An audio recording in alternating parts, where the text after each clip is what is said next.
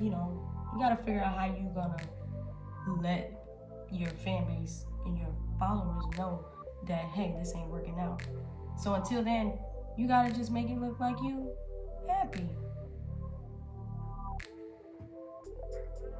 And I think a part of the internet, y'all don't be wanting to believe that a person could really like not be happy but still not go to the internet and talk about what's going on.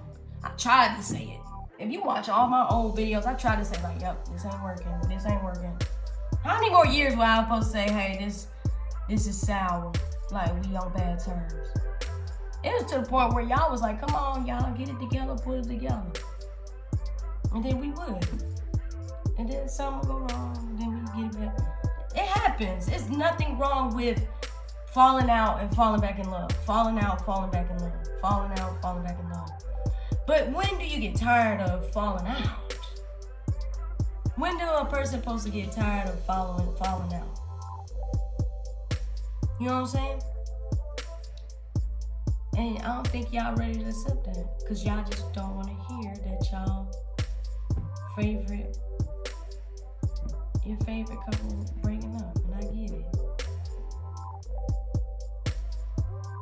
And I ain't gonna flex, I really love my ex-fiance. I really do. I love her. I do. I wish her the best. I wish her the best. And she definitely was my day one. That was my bestie. We got it out the mud together. Like, we got had $10 to our name. We be like, hey, what we finna do? Get gas? Or we gonna go get gas, or we gonna get cheeseburgers? What we finna do? Shit, we be like, shit, let's do both. $5 go in the tank, another $5 going towards the cheeseburger. And that was it. Like, that's how I knew she was my bestie. And I just feel like, yeah, that's why I felt bad.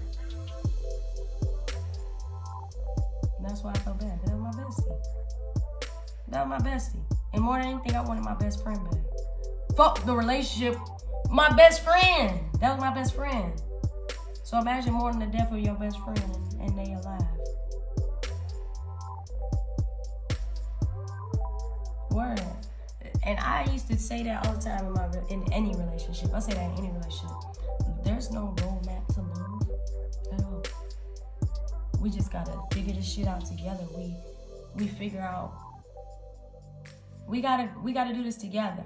But when it seems like it's more than one person, when it seems like that is one person that's like working hard too, it makes it hard. It makes it hard to deal with. Imagine still trying to be a person's support system. Trying to still make sure your next person is right and happy, and you ain't even happy. That should get hard. People break up every day, as you can see. Unfortunately, my relationships be lasting. That's why can't nobody tell me. Can't nobody say like, Gramz, you just the problem. Nah, my relationships last, baby. My relationships last. I create boundaries after a while. And once I create boundaries, it's like I gotta stand on them. And yes, trauma bonding is a real thing. You can get with somebody because y'all can relate to each other, and then boom, when you decide that you don't need to, like, when you honestly feel like you don't want to be that person no more that you originally bonded, the reason why you originally bonded with this person, when you don't want to be that person, when you don't want to live out of pain, when you don't want to live out of hurt, when you don't want to live out of guilt, when you don't want to live out of betrayal, when you don't want to be that person no more, you have every right to grow. And when a person just simply don't see you the way you feel and see yourself, you do not have to stay in no box. You don't have to stay in that box, regardless of what the world say. I'm living proof. I'm living proof. Y'all hated me for the last 2.5 years because I chose me. Regardless of y'all seeing me getting another relationship, I still ultimately had to make a decision on if this was something I was done with. And y'all refused to accept the fact that I get it though, because I moved wrong. I got into another relationship. So I get it. I get it.